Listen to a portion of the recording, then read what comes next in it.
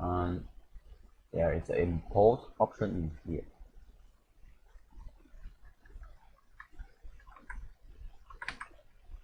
We will select encoder file to import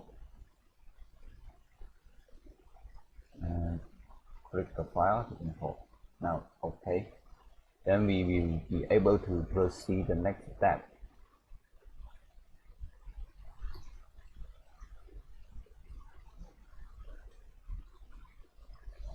Click on download application.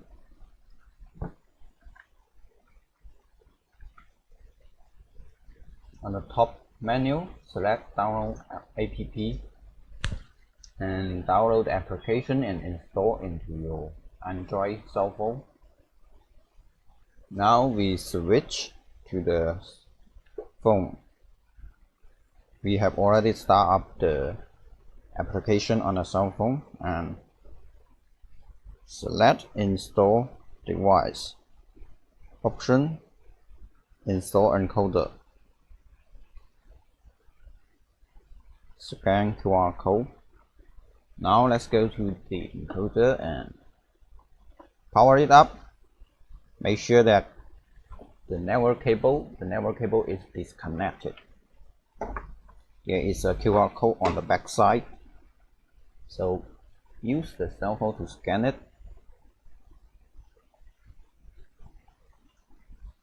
Input the location of the device. That means make a name for it. I will name it as a section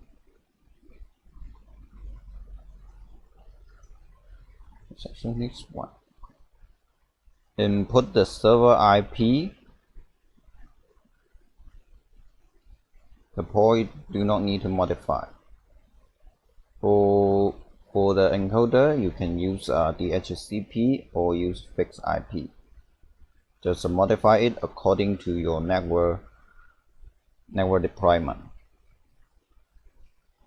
After all the information is filled, click on submit. Click confirm. Wait for now the application pop up please plug in network cable for device. Now we will connect the network cable. Okay. And tap confirm.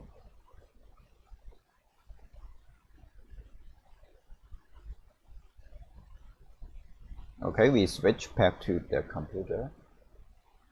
Go to device, encoder.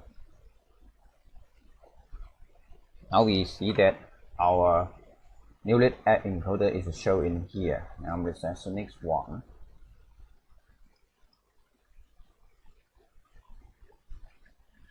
To use the encoder,